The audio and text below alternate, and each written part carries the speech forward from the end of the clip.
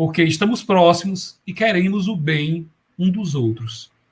E não apenas queremos o nosso bem, queremos também o bem das futuras gerações. E por isso nós somos educadores.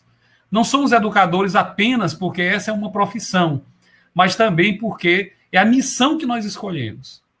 E aí, eu fazia menção aqui à minha apresentação, e se vocês um dia quiserem lembrar de mim, e até quando eu tiver já concluído a minha passagem por esse plano, né, até uma coisa que eu vou depois provocar vocês no final sobre isso, mas já respondendo da minha parte, como é que eu gostaria de ser lembrado? Não é?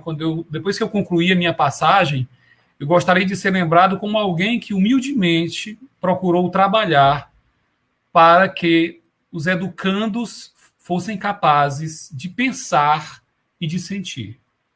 Então, a minha missão como educador, sendo psicólogo e tendo me convertido em educador, é a de trabalhar para que nós possamos ter pessoas mais afetivas e mais reflexivas. Para mim, essa é a coisa mais importante hoje da pós-modernidade. É a coisa mais importante que nós podemos viver hoje, podemos construir. Pessoas afetivas e pessoas reflexivas. E digo de antemão que essa é uma tarefa tremendamente árdua, porque toda a sociedade se organiza de maneira a impedir a reflexão, a impedir a construção de pessoas reflexivas e críticas, muitas vezes até criminalizá-las. E a impedir também as pessoas de serem afetivas. Temos toda uma construção social que favorece o individualismo e o solipsismo, ou seja, você com você mesmo. Nós vivemos a geração da selfie. A selfie é você tirar retrato de você mesmo e mandar para o mundo. Esse é o retrato da nossa sociedade, a geração da selfie. Então, ensinar as pessoas a serem reflexivas e a serem afetivas me parece profundamente importante. E foi a essa tarefa que eu dediquei a minha vida, como pessoa, como profissional, psicólogo e professor. Acho muito interessante que num curso voltado para tecnologias, comecemos aqui o nosso primeiro encontro discutindo afetividade, discutindo competências socioafetivas. Isso é muito interessante, porque a gente está acostumado a pensar a tecnologia sempre do ponto de vista do hardware, do software, sempre do ponto de vista das coisas. Mas tecnologia vem de tekne. Tekne é uma palavra grega que quer dizer arte. E não existe arte maior do que a arte de produzir e educar as pessoas com afeto. Então, a tecnologia educativa ela é muito importante e ela transcende a tecnologia digital, a tecnologia dura. Ela envolve também a tecnologia flexível. E falar de tecnologia flexível é falar do professor. Então, nessa palestra, eu vou dialogar com vocês aqui sobre a felicidade, porque eu considero que esse é algo que deve estar no nosso pensamento, deve estar na nossa rotina, a preocupação com a felicidade hoje. Haja visto que existem grandes possibilidades de nós não podermos alcançar a felicidade se nós muitas vezes não produzirmos algumas mudanças na nossa vida. Então, eu quero falar um pouco sobre felicidade. Talvez alguns de vocês esperassem que eu começasse falando aqui sobre barbárie, não é? Sobre tudo de ruim que o educador enfrenta. Não, eu vou começar pelo que é bom. Eu vou começar pelo lado positivo, pela felicidade e pelo papel do professor na construção da felicidade pública, na felicidade de todos nós. Porque não existe felicidade sozinho. Não existe felicidade solipsista. Não existe felicidade apenas no plano individual. A felicidade só se constrói como um projeto social e coletivo. Ela é um projeto ético. Nós precisamos ensinar os nossos filhos, os nossos alunos, as futuras gerações, a também se preocupar com a felicidade. Então, eu começarei discutindo sobre a felicidade. Em seguida, eu vou falar um pouquinho sobre o professor. Eu não falarei sobre qualquer professor. Falarei sobre o professor que me interessa, que é o professor inesquecível. O que é ser um professor inesquecível? Tenho certeza que muitos de vocês, milhares de vocês que estão nos assistindo em todo o Brasil, são professores inesquecíveis. Que vocês fizeram a diferença na vida de muitas crianças, de muitos adultos, de muitas pessoas. e que essas marcas, as afecções que vocês produziram nessas pessoas, elas serão indeléveis, elas serão fortes o suficiente para permanecer para sempre. Então, falarei do professor, falarei da importância do professor inesquecível na construção de valores, porque é importante hoje, onde quer que nós estejamos, não importando se você é um professor da educação infantil, do ensino fundamental, da educação média, da educação universitária, da pós-graduação, não importa a sua formação, se você é matemático, se você é psicólogo, se você é pedagogo, se você é historiador, não importa. Você precisa assumir a importância e a responsabilidade de formar eticamente as pessoas. Então, eu falarei um pouquinho sobre a produção e a construção de valores em uma sociedade em que os valores são, muitas vezes, colocados na periferia das nossas vidas e em que os antivalores, eles são valorizados. E, por último, eu lançarei a vocês alguns desafios para as suas vidas, esperando que essa palestra, de alguma maneira, ela possa influenciar a vida de vocês. A minha paixão de ser educador é porque ela me permite interferir na vida de outras pessoas. Nenhuma outra profissão existente nesse planeta permite, é tão permeável a possibilidade de você interferir na vida de outras pessoas. Um professor pode interferir enormemente na vida de um estudante. Essa interferência, ela pode ser malévola, mas ela pode ser tremendamente benévola. E nós precisamos nos preparar, nos formar, nos capacitar para que nós possamos afetar muito positivamente todos os nossos educandos. Como eu disse, não importando em que área você atue. Porque, segundo Vygotsky, um dos maiores psicólogos que já existiu, o professor, ele influencia o aluno, e ele foi professor também, ele não foi só psicólogo, mas ele foi professor da escola secundária, então ele sabe muito bem que o professor, ele influencia o aluno, mesmo que ele fique de boca fechada, até mesmo pelo seu jeito de olhar, e principalmente pelo seu exemplo, não é? Pelas coisas que ele acredita. Então, gente, a minha palestra hoje vai ser um pouquinho esse diálogo com vocês sobre essas coisas. E para começar, eu vou logo pedir desculpas a cada um de vocês, porque eu tenho certeza que eu não vou conseguir dizer tudo que eu gostaria. É impossível. São mais de 15 anos de estudo, de pesquisa, dedicados ao tema de afetividade e educação. Não tem como eu aqui em 40 minutos, em 50 minutos, eu conseguir colocar todas as coisas que para mim são importantes. Então, de antemão, peço desculpas a vocês se eu não conseguir tocar os temas que vocês gostariam que fossem considerados. Talvez se eu tivesse aqui um ano com a gente conversando pessoalmente, eu pudesse tocar pelo menos 10% deles. Mas como a gente tem aqui uma live, né, de 40, 50 minutos, eu vou me esforçar para encerrar aqui às 16 horas, porque a professora Raquel também precisa falar, não é? Depois de mim, ela também, e é importante, então, assegurar esse espaço também para ela. E aí, então, eu vou procurar ser muito conciso. Então, desde já, apresento as minhas desculpas no sentido de que não poderei falar tudo que eu gostaria de falar aqui para vocês, nem mesmo tudo que eu preparei. Mas, pelo menos, poderei tocar em alguns elementos que eu considero que são importantes e que farão vocês pensarem um pouquinho. Depois, a equipe de organização desse evento lhes passará, não é, as referências que eu vou utilizar aqui nesse trabalho, mas eu gostaria de chamar a atenção de vocês, pelo menos para 3 dessas referências. São muitas, né, que eu vou abordar aqui, eu citarei alguns autores, tentarei não ser muito monótono com relação a isso, mas eu gostaria de, com relação à palestra específica de hoje, indicar 3 leituras para vocês. 3 leituras e um filme, tá bom? O filme, que é mais rápido, eu gostaria de indicar para vocês o filme L'Amour. É um filme francês, traduzido como Amor. É um filme que se encontra em algumas plataformas de streaming, entre elas o Globoplay tem esse filme. É um filme francês, é a história de um casal de idosos nos últimos momentos de suas vidas. Acho que vale muito a pena ler esse filme e passar uma semana pensando um pouco sobre o que a gente pode aprender com esse filme. Amor. É um filme francês, ok? Vocês podem encontrá-lo e eu posso dar mais detalhes depois e a equipe pode mandar para vocês aí.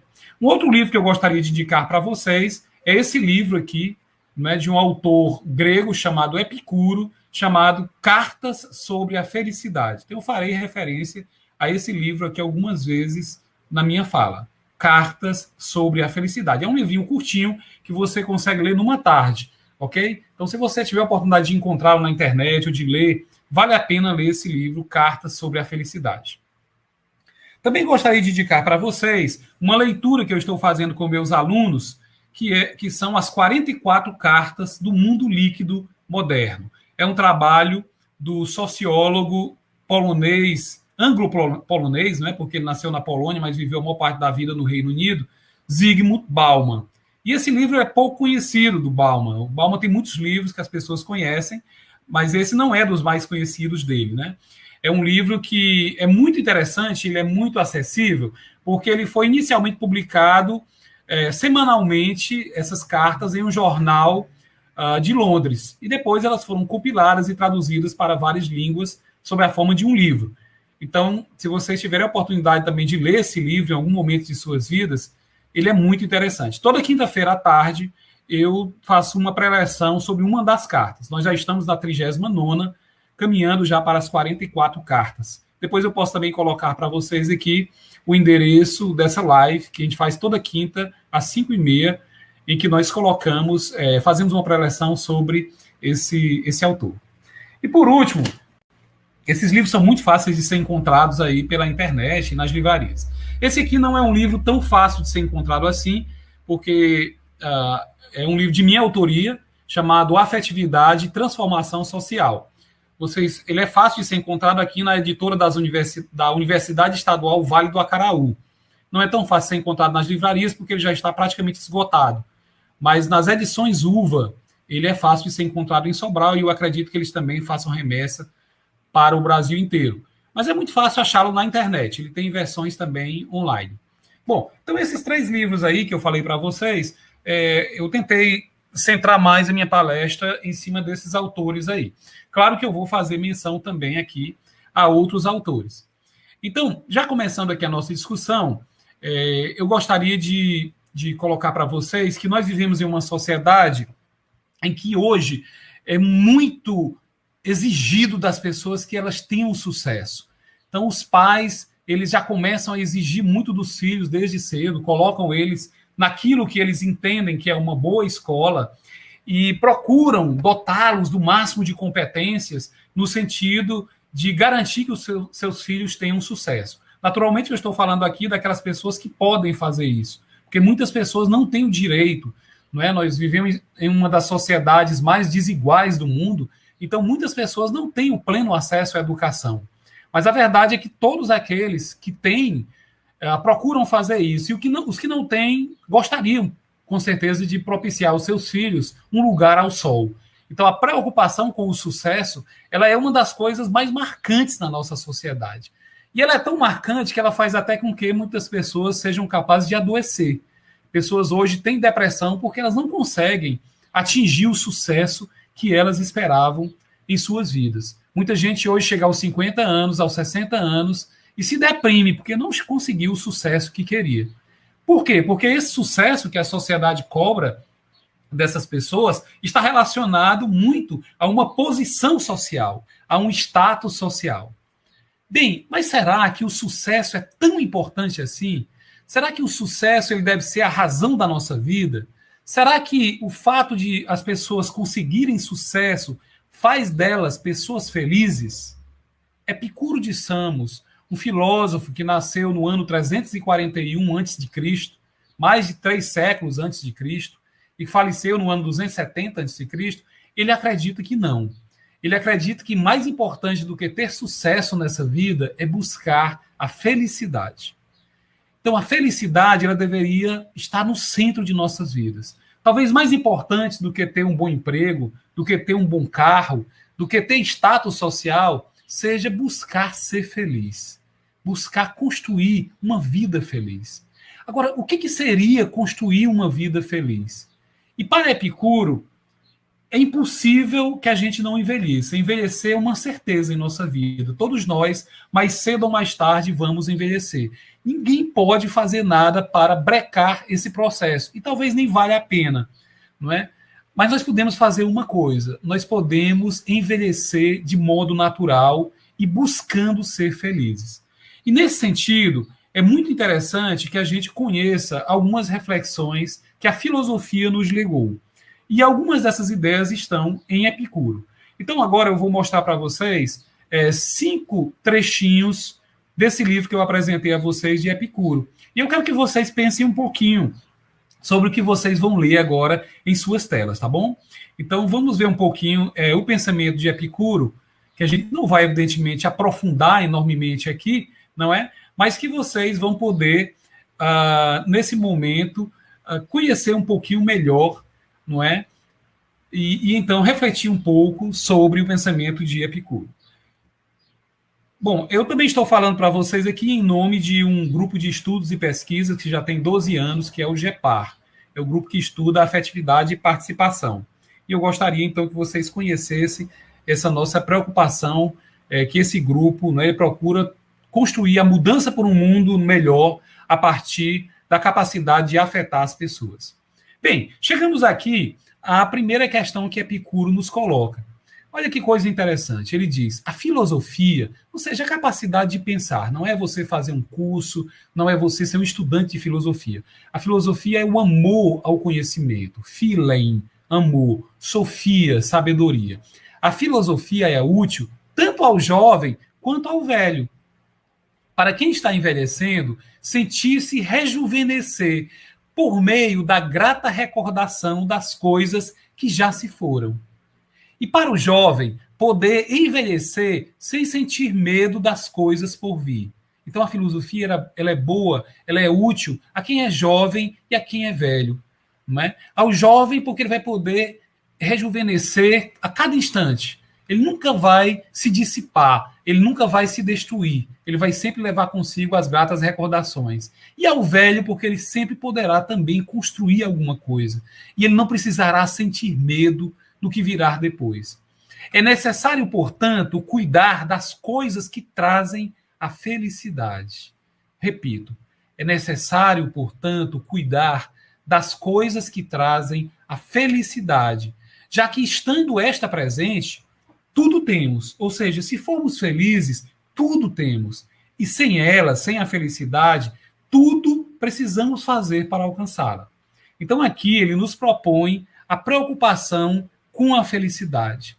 Então, nós que somos educadores, para mim, o ideal da minha vida, o sentido da nossa existência é buscar a felicidade. E aí ele acrescenta para a gente uma coisa interessante.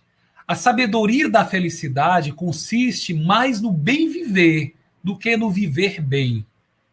Então, ser feliz não é propriamente viver confortavelmente. Não é obrigatoriamente você ter uma grande casa, uma casa chique, uma casa de piscina, não é? Uma casa respeitável. É muito mais do que viver bem, é você ter o bem viver. Se deve ter exatamente o mesmo cuidado em honestamente viver e honestamente morrer. Olha, gente, que ideia interessante essa de Epicuro. Para ele, a felicidade não é acumular coisas, mas é a capacidade de viver e morrer honestamente. Se tem algo que eu quero na minha vida, é ter o prazer de viver e morrer honestamente. Que bom seria se no momento em que fechássemos os olhos para esse plano, pudéssemos olhar para trás e pensar que você nunca destruiu o seu semelhante. Que tudo que você fez foi procurar viver e morrer honestamente. Esse é, pelo menos, o pensamento de Epicuro de Samos. Ele acrescenta: acostume-se à ideia de que a morte para nós não é nada, visto que todo bem e todo mal residem nas sensações, e a morte é justamente a privação de sensações. Quando se busca a felicidade, quando se procura ser feliz com o seu semelhante, não se teme a morte. A morte é parte da vida. A morte não é o fim da vida, ela é um momento de transformação. Qualquer que seja a sua crença, se você é cristão, se você é muçulmano, se você é de uma religião afro, se você é ateu, não importa. Nós sabemos pela ciência que a matéria é indestrutível. Então, a morte ela não põe fim à existência. De algum modo, essa existência se transmuta.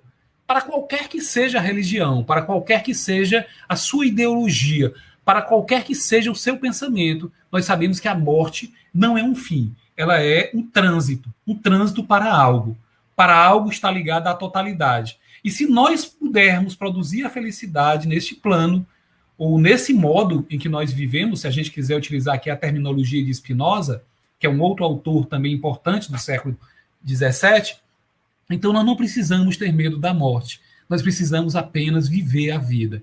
E viver a vida, para esses autores, não é acumular coisas. Viver a vida é construir a felicidade, é construir uma vida honesta, é construir uma vida feliz, né, com o nosso semelhante.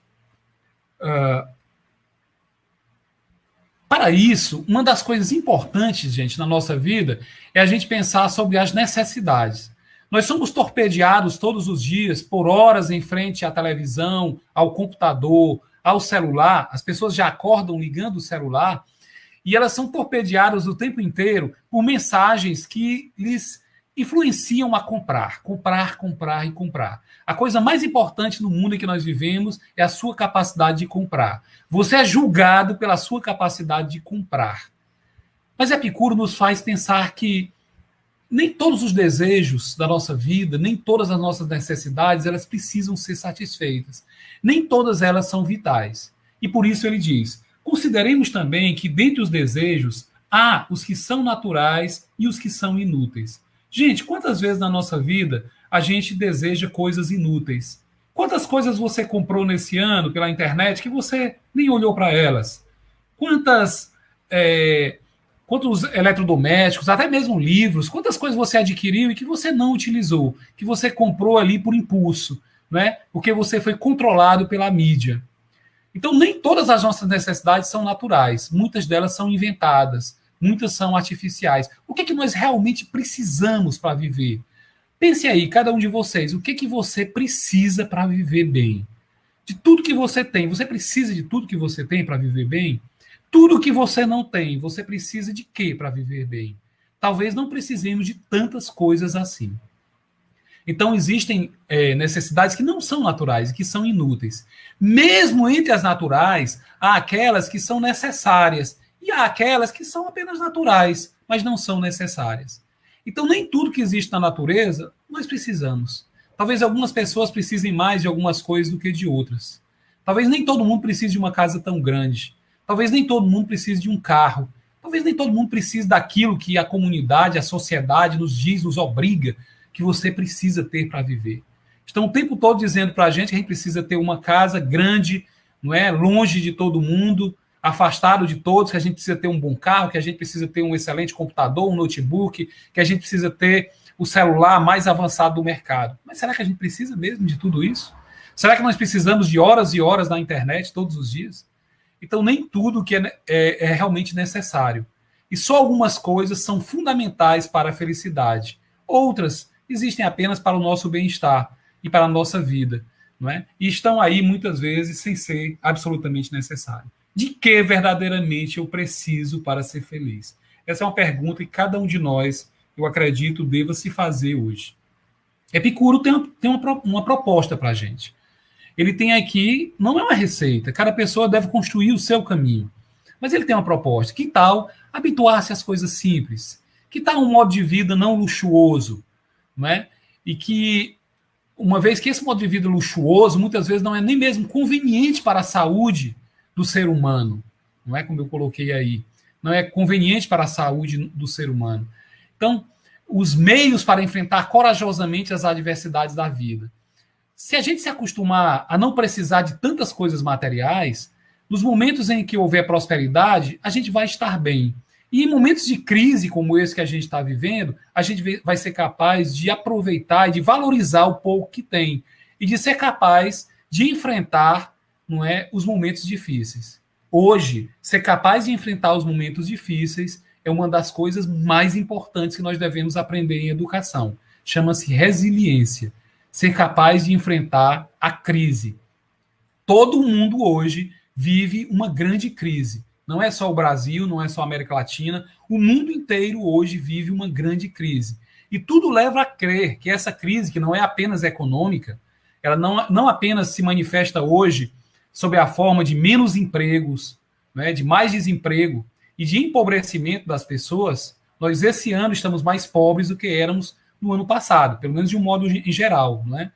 E nós hoje enfrentamos mais problemas do que no ano passado. E é provável que nos próximos anos a crise ela se mantenha ainda durante um bom tempo. Todos os estudos que eu tenho acompanhado de economia política, eles levam a crer que a crise e o desemprego e, portanto, também a depressão, o sofrimento das pessoas deve se prolongar por mais algum tempo. O que vai ser muito bom para pessoas oportunistas que vão aparecer aí como heróis, se propondo, né, resolver o problema da humanidade. Mas se a gente tiver um pouquinho de bom senso, a gente precisa entender que essa crise ela vai permanecer. E aí a gente precisa educar os jovens a saber enfrentar as dificuldades. Muitas das pessoas que estão me assistindo aqui, que têm 20 anos, elas já nasceram em um mundo em que o online passou a ter muita importância, em que assistir um filme não é um problema, porque tem muito serviço de streaming. Ler um livro não é um problema, porque você pode baixar um livro a qualquer momento. Tudo está ao alcance da sua mão. Essas pessoas elas se acostumaram a receber as coisas de modo fácil. Pode ser que no futuro as coisas não sejam mais tão fáceis assim. Então, é muito importante que a gente seja capaz de educar as pessoas para a autonomia, para que elas sejam capazes de se mexer, para que elas possam ser pessoas autônomas e não autômatas, não controladas, mas pessoas capazes de buscar o seu próprio bem. Bom, dito isso, nós vamos agora conversar ainda um pouquinho mais, não é? Sobre essa questão da felicidade. E aí, é muito importante eu dizer para vocês que essas discussões que eu estou colocando aqui é de Epicuro, é para vocês pensarem. Não é? Eu gosto muito dessas ideias de Epicuro, de valorizar quem nós somos. Não é? Que talvez o ter, né? Nós somos uma sociedade do ter, talvez isso não seja a coisa mais importante em nossa vida. E aí, ainda no plano da felicidade, uma das coisas importantes, né, que vale a pena a gente pensar um pouco hoje, é sobre um conceito que nos é trazido pelo sociólogo Zygmunt Bauman, ao qual eu já fiz referência aqui, chamado mixofobia. Mixo, mistura, fobia, phobos, medo, não é? O medo da mistura.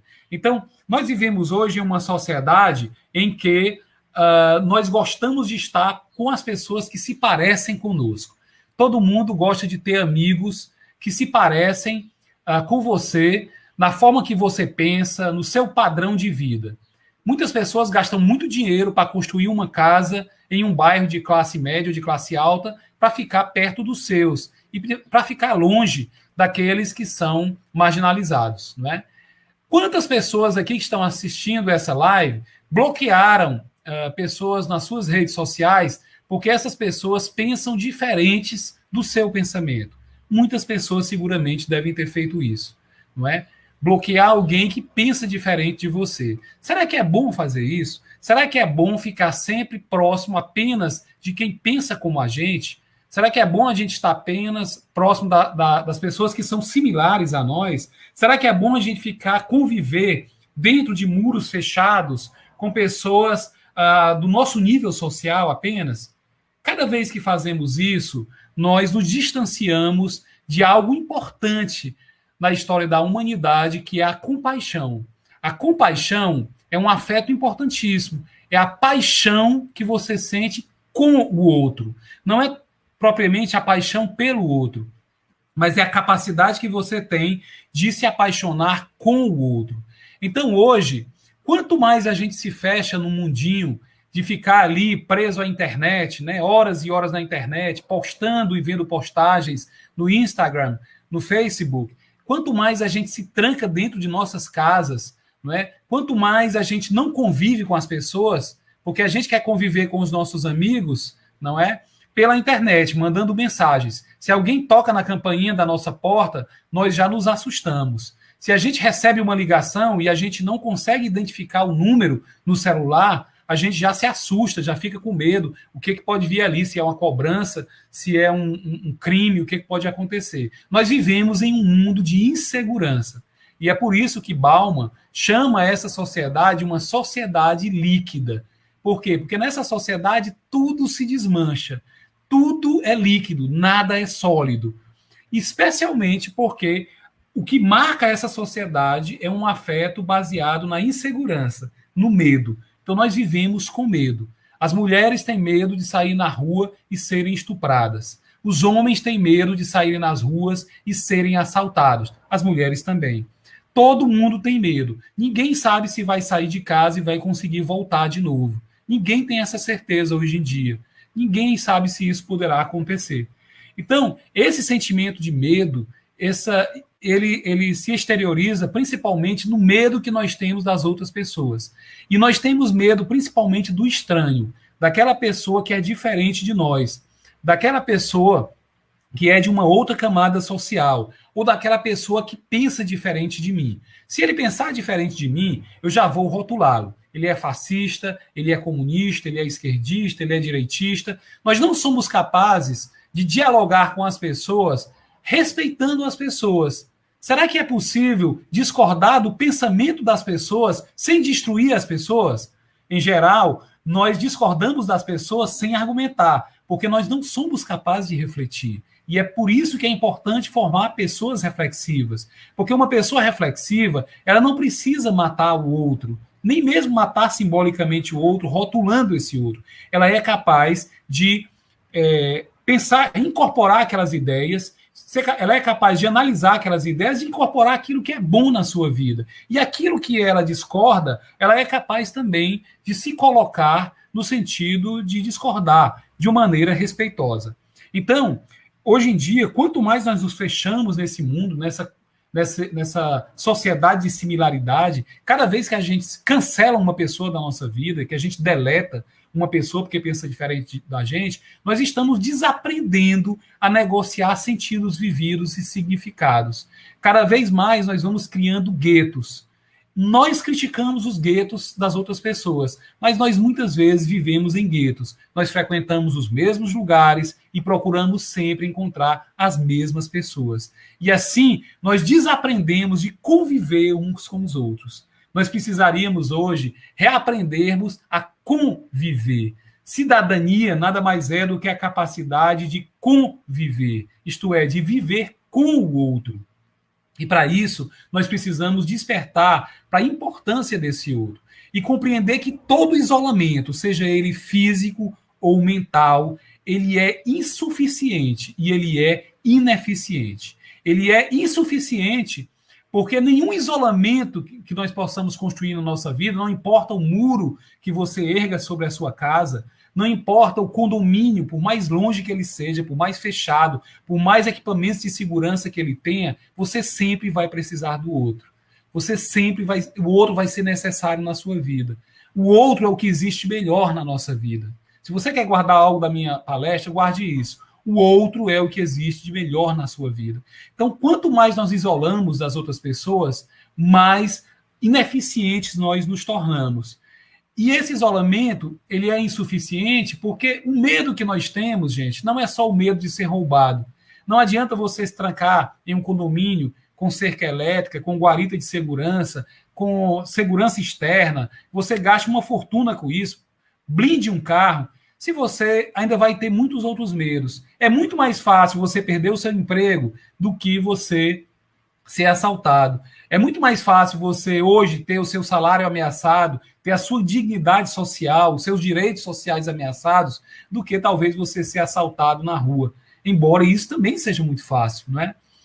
Não existe nenhuma segurança na nossa vida, nem mesmo para as pessoas que a gente ama. Você não tem nenhuma segurança. Você está aqui amando uma pessoa hoje, você não sabe se amanhã você amará e será amado por essa pessoa. Porque a sociedade que nós vivemos, ela é líquida. As pessoas são descartáveis. E você, na mesma semana, pode se apaixonar e se desapaixonar muitas vezes. Muitos jovens hoje, de 17, 18 anos, começam segunda-feira apaixonados por uma pessoa, na quarta se desapaixona e na quinta já se apaixona por outro. E no domingo já se desapaixonou de novo, para na segunda se apaixonar novamente.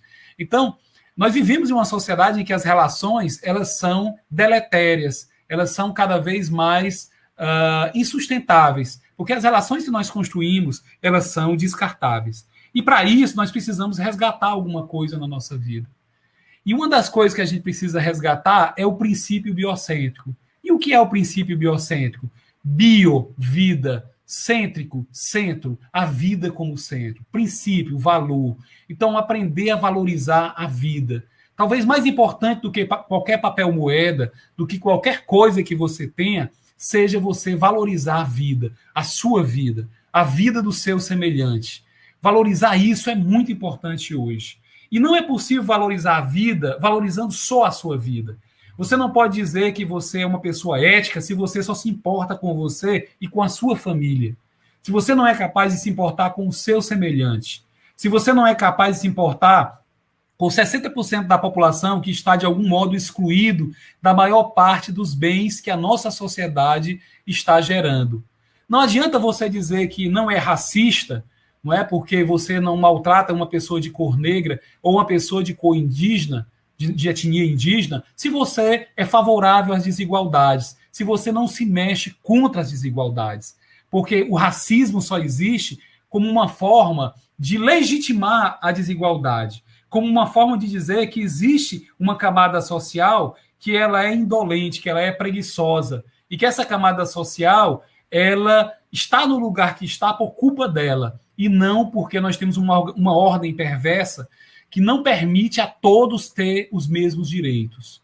Então, ser racista, né, não ser racista, ou melhor dizendo, não é simplesmente você não maltratar uma pessoa de cor negra, é você se esforçar para que todos aqueles que nascem em condições desiguais, eles possam ter também o seu direito a progredir, o seu direito a crescer. E nós que somos professores aqui, nós trabalhamos especialmente com o estudante, não é, que está na periferia, com o estudante da escola pública. Muitos aqui são professores de escola privada também, mas as pessoas também não estão livres, não é?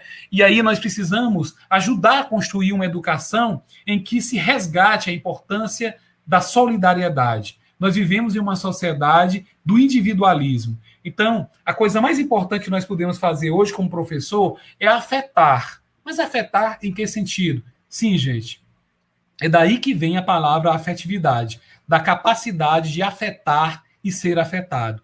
Tudo que eu quero como professor é afetar o meu educando para que ele se preocupe com o seu semelhante, para que ele se preocupe consigo mesmo e com o seu semelhante, para que ele não seja uma pessoa mesquinha, para que ele seja capaz de buscar essa felicidade que eu apresentei para vocês aqui no início da minha fala. E para que ele também lute para que o seu semelhante ele tenha o direito de buscar essa felicidade.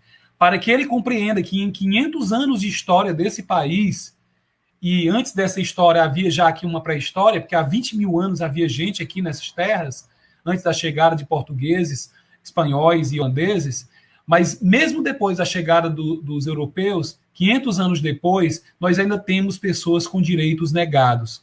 E esses direitos, eles não seriam negados se nós não nos omitíssemos, se nós fôssemos pessoas mais presentes, se nós verdadeiramente nos preocupássemos com a vida das pessoas, tanto quanto nós nos preocupamos em adquirir o próximo celular, em adquirir a nossa próxima TV de LED. Então, construir uma educação em que as pessoas se preocupem com o seu semelhante, em que as pessoas se preocupem com a redução de desigualdades, me parece uma das coisas mais importantes em termos de construção de valores hoje em dia. E não é algo que nós possamos nos furtar de fazer. Não é porque eu sou professor de matemática, eu não sou professor de sociologia, ou eu sou professor de química, eu não sou professor de história, que eu não possa formar as pessoas. Sim, nós podemos formar as pessoas independente de qualquer área.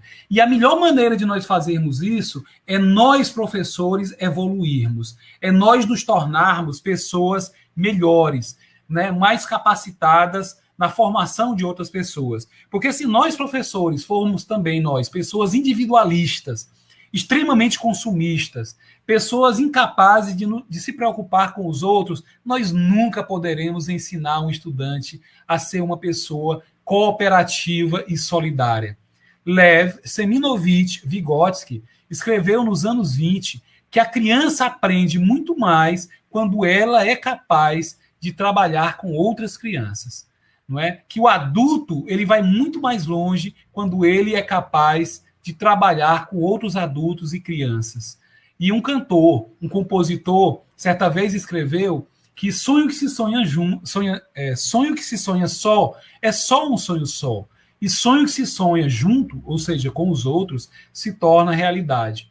Gente, nada é mais revolucionário, nada é mais difícil na sociedade de hoje do que ensinar as pessoas a serem solidárias, a se indignar com a injustiça, a se preocupar com o sofrimento do outro.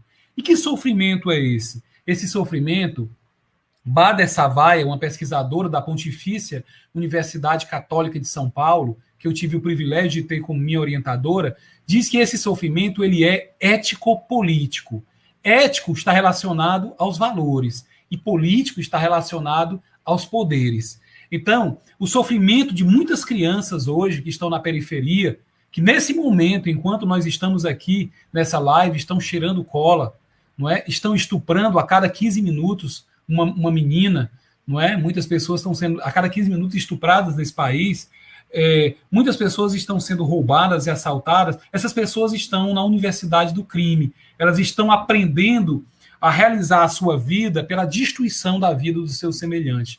Tudo poderia ser diferente se as pessoas tivessem acesso universal a uma educação integral. Todos nós sabemos o que precisa ser feito. Cada criança desse país precisa passar o dia na escola.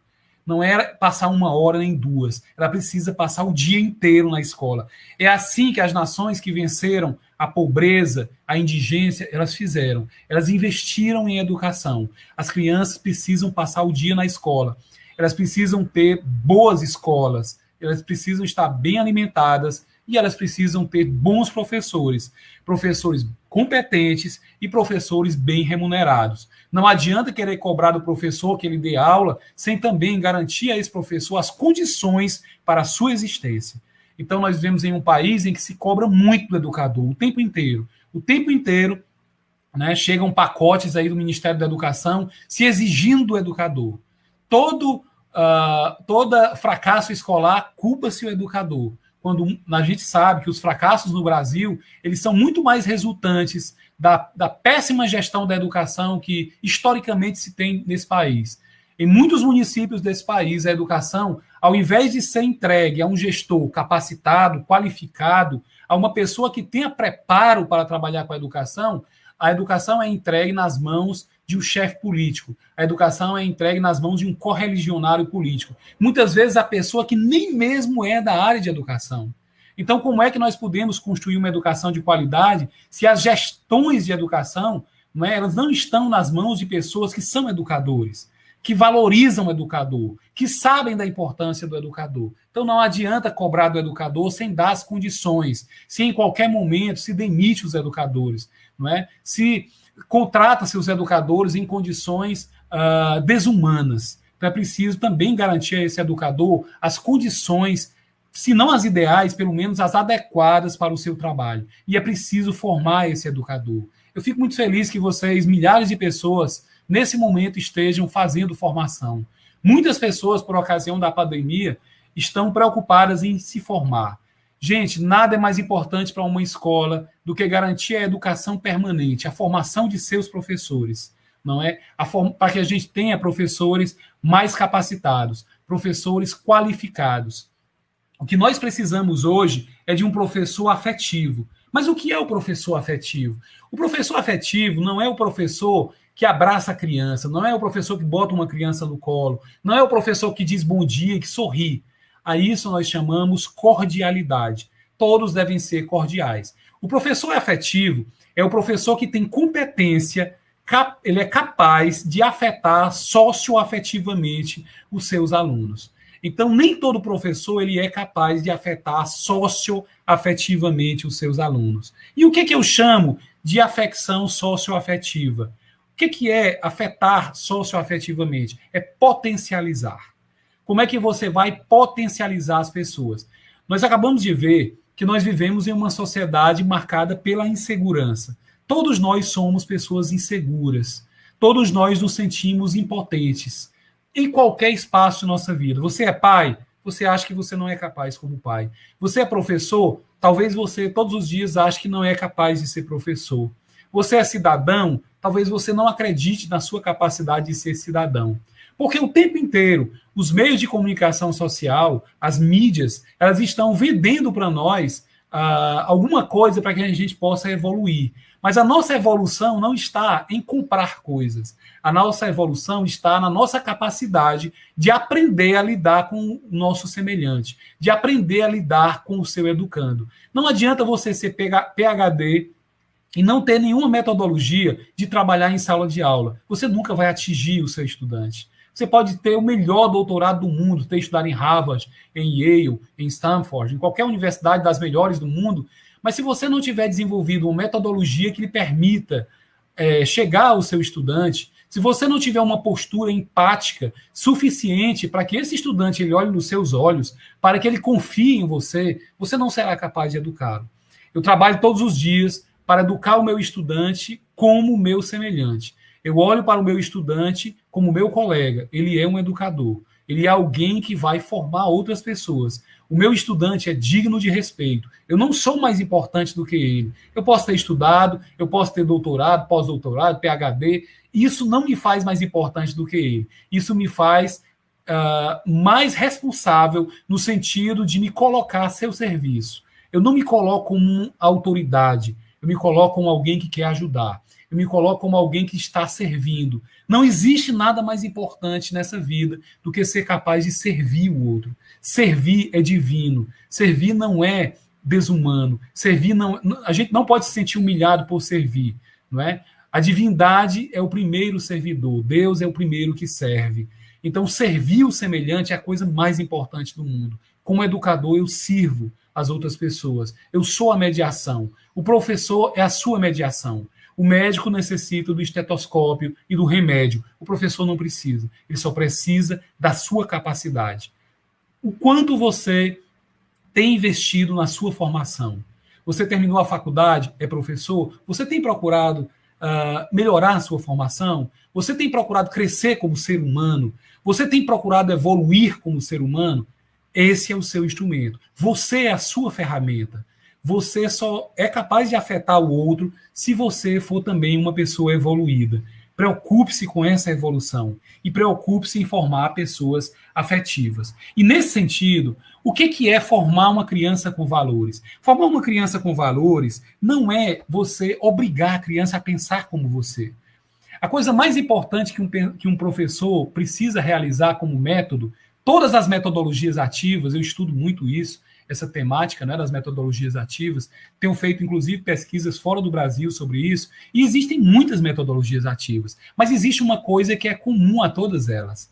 Todas as metodologias ativas, elas trazem um princípio que um pensador que viveu séculos antes de Cristo, né, 500 anos antes de Cristo, ele já fazia. Sócrates. Sócrates trabalhava com a maiêutica. A maiêutica, ela vem do maieuta. O maieuta é o parteiro. A minha avó, ela foi parteira. Uma parteira é uma pessoa que faz alguém vir ao mundo. O professor, ele é um parteiro. Ele não no sentido de fazer uma pessoa vir ao mundo, mas no sentido de fazer um sujeito vir ao mundo, de fazer as ideias virem ao mundo, de fazer os afetos virem ao mundo. Então, construir afetos com as pessoas é fazer as pessoas pensar sobre as questões da vida, é fazer as pessoas se posicionarem política e eticamente com relação à vida. Vejam, quando eu falo se posicionar política e eticamente, não significa que o professor vai ensinar, como muita gente pensa por aí, né, que o professor ele vai doutrinar uma criança ou um adulto.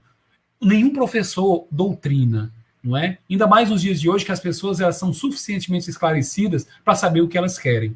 O professor, ele é alguém que é um maieuta, ele é alguém que vai fazer você pensar. Ele é alguém que vai fazer você colocar em suspenso os seus dogmas, vai fazer você colocar em suspenso, não é, muitas das coisas que estão ali estabelecidas. Ele colocar em suspenso as suas verdades. Ele é o ente que vai fazer você ser capaz de escutar o outro. Porque se nós nos fecharmos para os outros, se nós não escutarmos as outras pessoas, nós vamos viver a vida toda só com as nossas verdades. Então nós vamos viver a mixofobia, não é? O medo da mistura, o medo de pensar. Nós não precisamos ter medo do outro. Nós precisamos construir os espaços para encontrar esse outro. E por isso que o professor ele não precisa dizer para o aluno em que o aluno deve acreditar.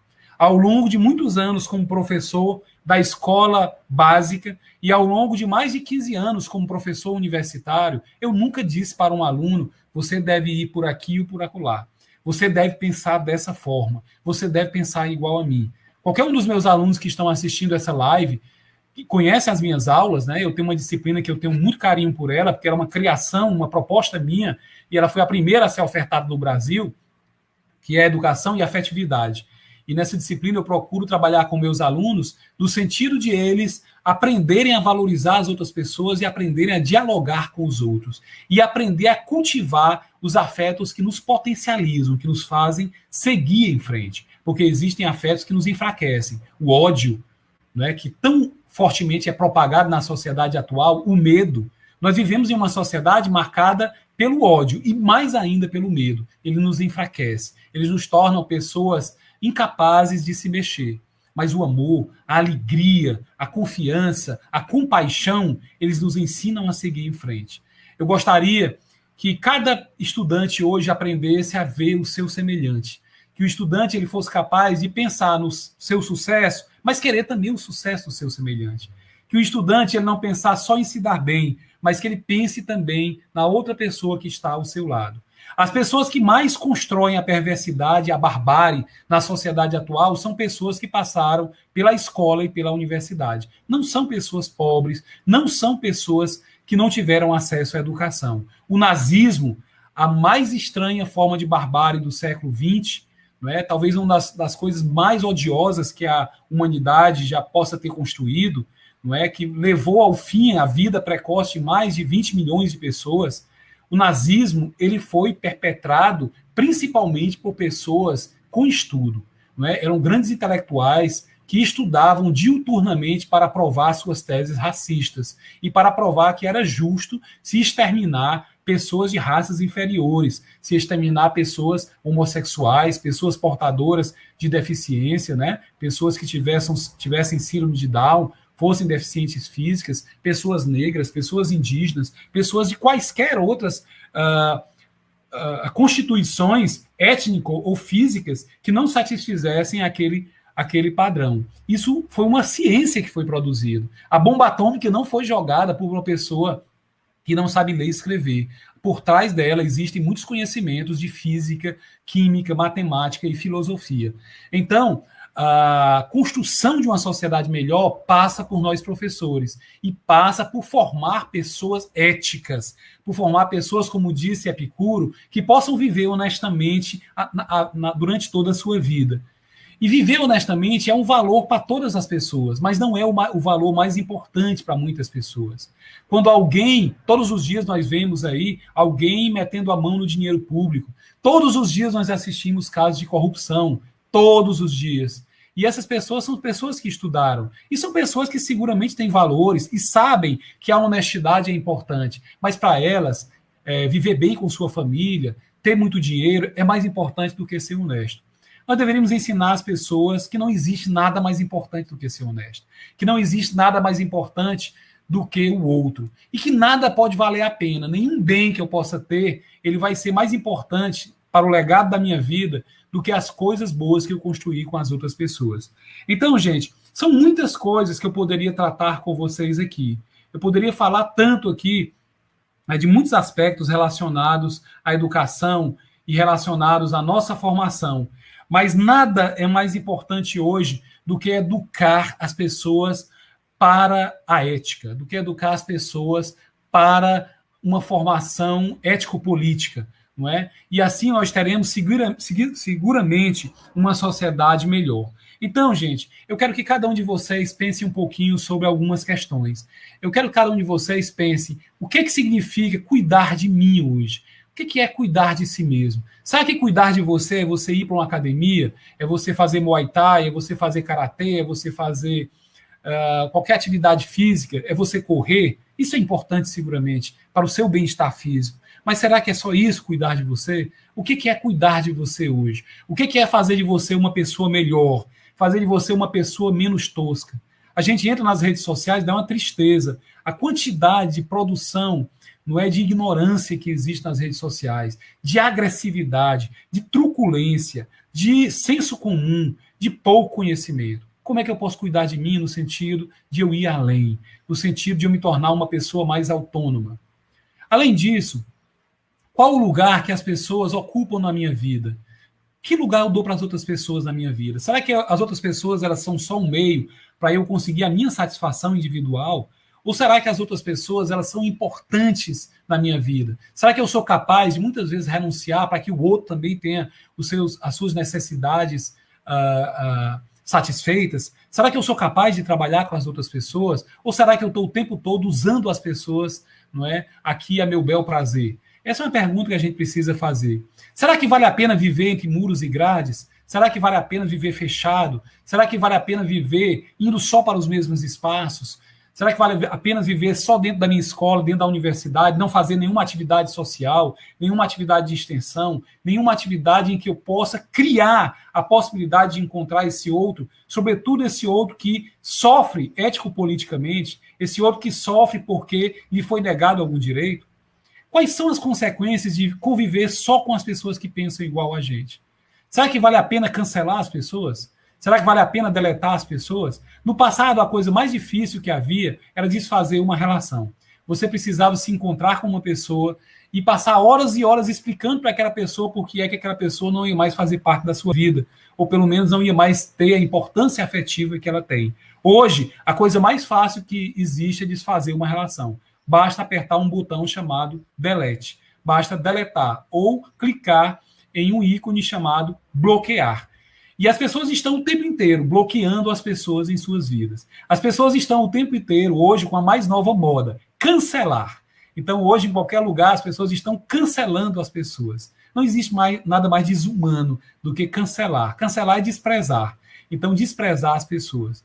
Então, como é que a gente está produzindo a nossa vida? Nós estamos produzindo uma vida ético-política baseada em relações dialógicas, ou nós estamos produzindo a mixofobia, o individualismo, o egocentrismo, não é? Um mundo fechado em que só cabem aquelas pessoas que pensam como a gente ou que são da nossa classe, da nossa condição social. E por último, eu queria que vocês pensassem em uma questão. Você quer uma questão para você levar para a sua vida dessa palestra? Então leve essa aqui. Né? Quando a minha experiência neste plano tiver sido concluída, como eu gostaria que as pessoas lembrassem de mim? Como é que você quer que as pessoas se lembrem de você? Um dia, esse modo de existir, ele deixará de acontecer. Você certamente existirá de uma outra forma, mas esse modo de existir, com essa constituição que você tem, ele vai passar. E como é que você gostaria de ser lembrado? Você que está aí em Rondônia, você que está em Santa Catarina, você que está no Paraná, no Acre, você que está me ouvindo aí na Irauçuba, em Itapajé, em Fortaleza, em Sobral, em qualquer lugar do Brasil, como é que você gostaria de ser lembrado? Gente, eu tenho tanta coisa para conversar com vocês, infelizmente, em um bate-papo tão rápido assim, não dá para conversar tanto. Mas eu vou